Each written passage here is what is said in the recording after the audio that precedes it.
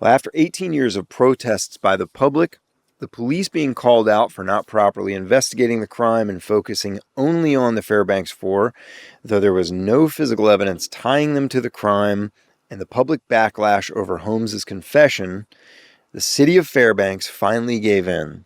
Because I think at that point they had no other choice, Yeah. you know.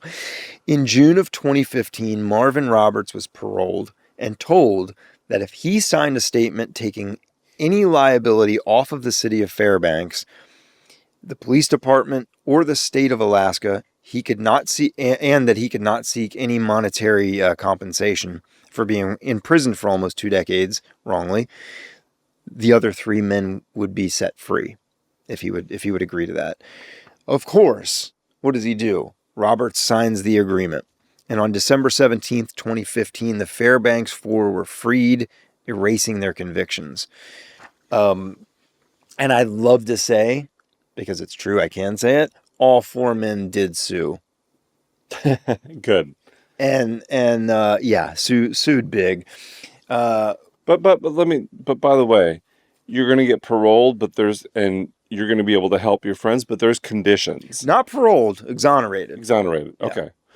But yeah. But still, like, we can't even make this easy. That, again, speaking of outrageous, it's saying, it's like these cases where, like, we admit to no wrongdoing even though we've stroked a check to you for $51 million.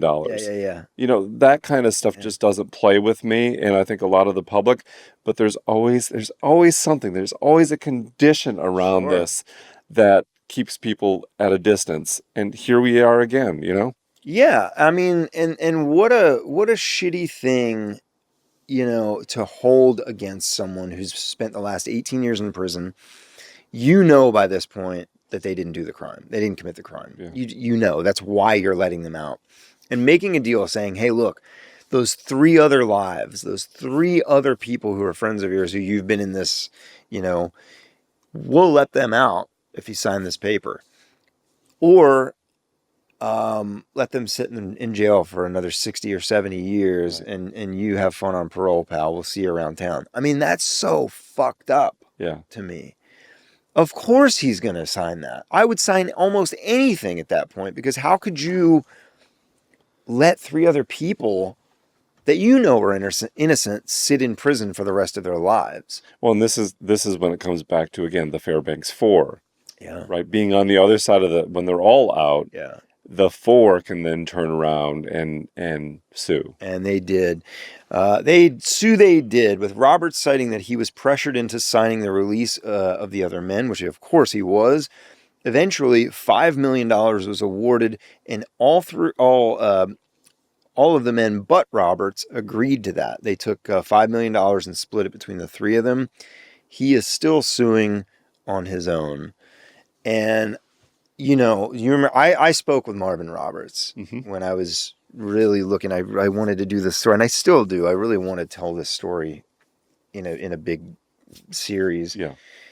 Because I think there's just so many angles to this that are important, aside from just 4 guys who had half their lives taken from them. Yep. For the wrong reasons.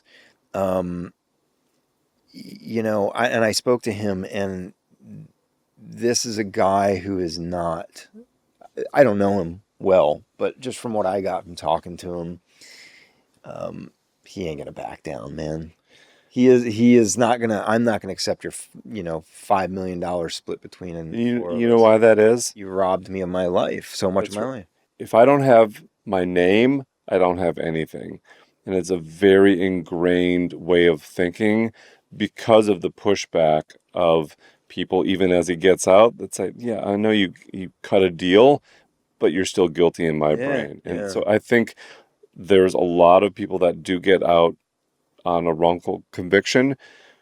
There's money but they have to give something up. And if they don't get their name back, it's not worth it to them because they've suffered enough, and their name is the most important thing. I know this. I've talked to people directly without getting into details. That is the most important thing. And I really don't know that, but I respect that. And I sympathize with that. Yeah. And I think, it's kind of like, how do you put a dollar amount on 18 years of your life, Yeah. right? And what you miss out on. And I always think about when I talk to, especially wrongful convictions, of course, with the Michael Chappell case in the Land of Lies. I mean, I firmly believe that guy is not guilty of murder. He's been in prison for 30 years now. But when you look at someone like that and gets out of prison, and even you give him a couple $1 million, that's never worth I always think that all the experiences I've had in, let's say, 18 years, the last 18 years of my life, the places I've been, the people I've met, the good times that I've had, that would have all been erased, and there's no amount of money. Well, and a lot of states now are saying, for every year that you've spent in prison, you need to, because this is happening over and It's over like again. $100,000, which is, great. All right, that's something. Right. That's equivalent financially to making $100,000 a year. It didn't exist a few years ago. No. And now it does, and I think it's a step in the right direction. Yeah. But I would also say that the laws around that reward are not as straightforward and not equal for kind of all parties to be able to just get that money. It's not that easy. Yeah. It's not that easy.